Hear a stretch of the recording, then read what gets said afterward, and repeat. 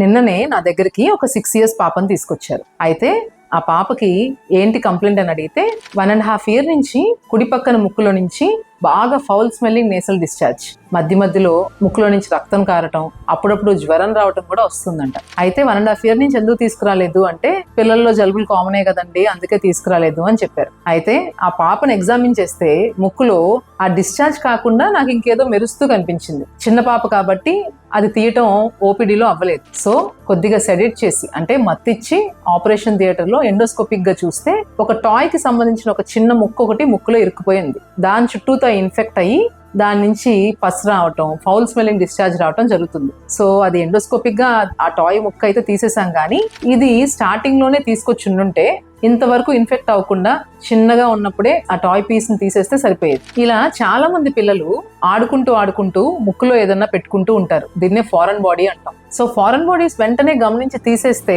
ఏ problem ఉండదు. So మీ పిల్లల్లో ఇలాంటి ఫౌల్ స్మెల్లింగ్ నేసల్ డిశ్చార్జ్ గానీ గమనిస్తే దగ్గరలో ENT డాక్టర్ దగ్గరికి వెంటనే తీసుకెళ్లి ఏదన్నా ప్రాబ్లం ఉంటే వెంటనే రెక్టిఫై చేయించుకోవటం మంచిది. అంతేకాకుండా మీ ఇంట్లో చిన్నపిల్లలు ఉన్నట్లయితే వాళ్ళు ఆడుకునేటప్పుడు వాళ్ళకి అవైలబుల్ గా శనగలు గాని, చిన్న చిన్న పీనట్స్ గాని, థర్మోకోల్ బాల్స్ గాని, విరిగిపోయిన టాయ్ పీసెస్ గాని, ఏమన్నా టెడ్డీ బేర్ పీచులు లాంటివి గాని లేకుండా జాగ్రత్తగా చూసుకోండి.